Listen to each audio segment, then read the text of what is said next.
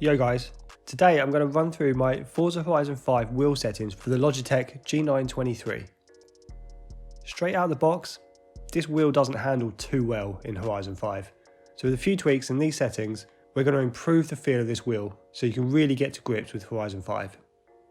As I run through my settings, I'll show you exactly what each option in the wheel settings does. This will help you familiarise yourself with the settings, allowing you to adjust this setup to your own preference.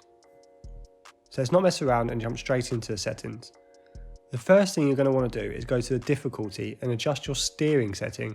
Here you can choose between normal and simulation steering. This will directly affect your steering and all of the other settings, so it's recommended that you pick a setting and stick to it. With the normal steering setting, this reduces some of the sensitivity, making your whole wheel feel a little less twitchy. This is designed to make your car a little bit more stable, but it does mean it won't be quite as manoeuvrable, and you will lose some of the more sensitive steering nuances. If you feel confident with the normal steering setting, I'd recommend using simulation if possible. This opens up the entire steering range, giving you a wider range of control. Once you've chosen which steering setting to use, head over to the advanced wheel settings page, where we'll look at the force feedback in more detail. Starting with the vibration, this simply turns vibration on or off, so leave that on. The first options are the dead zones. Essentially, the inside dead zone of the steering wheel, the brake, the throttle and the clutch all increase the dead zone towards the centre of the wheel, or at the beginning of the pedal. This means you'll have to apply more lock into the wheel before it actually registers any steering input. And this is the same to the throttle and the brake. With a dead zone of 0, as soon as you touch the throttle or brake, or even the clutch, it should register some input. Increasing your dead zone will mean you'll have to depress your clutch, your brake or your throttle a little bit more before it registers that input. This setting is handy if you find your wheel wobbles a little when it should be straight, but for us we want the full range, so set this to 0 pretty much across the board. The outside dead zone does the opposite. It increases the dead zone at the end of the steering lock or at the end of the pedals.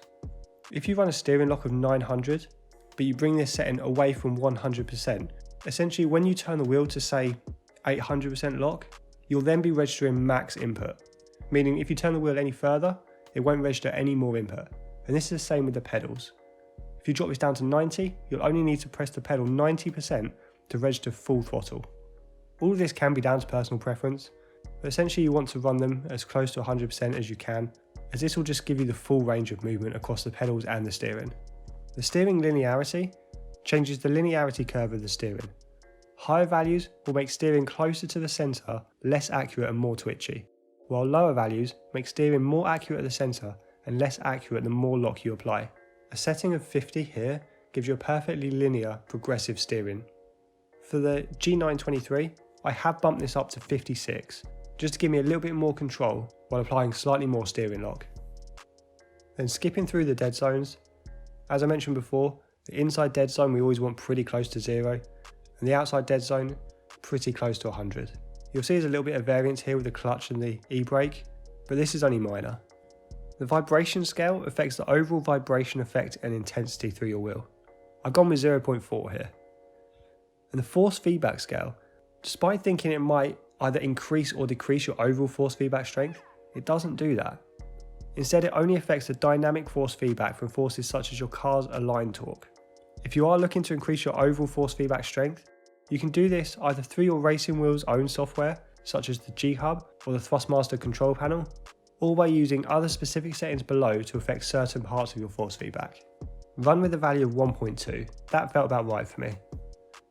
And then for the other scales, for the centre spring, the wheel damper and the mechanical trail, I've gone with the value of 2 here, as it felt right increasing each one. The centre spring setting affects how hard and fast your racing wheel will self-centre. The higher the setting, the stronger the force will be that centres your wheel, so you'll feel a harder pull when you're coming out of corners.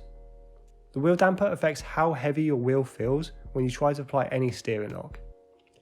Just a quick note, a heavier wheel can make quick steering adjustments a little bit harder, so if you're trying to drift, maybe a high damper setting isn't overly recommended. If that's the case, bump your setting slightly away from a maximum of 2. And the mechanical trail setting affects how much torque and force feedback you'll feel throughout the turning process. Essentially, without getting too complex, with this setting slightly lowered, you'll feel a loss of force feedback when your car starts to understeer a little bit, and the whole wheel will feel lighter, while a high setting will give you more balanced force feedback across the whole range of traction loss. I didn't really like the feeling of a light wheel under understeer, so that's why I've gone pretty high here. The force feedback minimum force setting affects the boost or reduction in the minimum force required for force feedback to activate. Essentially, lower settings will reduce the amount of force feedback that's produced through low force feedback scenarios. For example, when your car starts to lose traction, with a lower setting here, you're less likely to feel the force feedback, while a higher setting, you'll feel a boost from the force feedback sensation from even the smallest amounts of traction loss. Just think of it as the minimum amount of force required to activate force feedback. The lower you go, the more force is required before force feedback activates, and vice versa if you go higher. I have set my force feedback minimum force to about 0.8. These couple of settings here, the minimum force and the load sensitivity, are the settings that can really make a difference on your overall feeling. Talking of the load sensitivity, this setting affects the maximum amount of force feedback that will be produced. If your car is producing a lot of force feedback early on, such as with faster, higher downforce cars, you can turn this setting up to increase the range at which the force feedback will scale.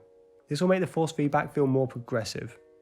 On the flip side, if you're racing a slower car, you may never feel the full force of your force feedback, because it may simply never get to the amount of force required to activate.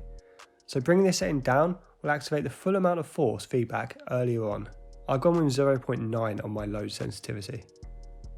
Next up, the road and the off-road feel scale will essentially increase or decrease the amount of force that you feel from the vibrations and textures on the road or off-road.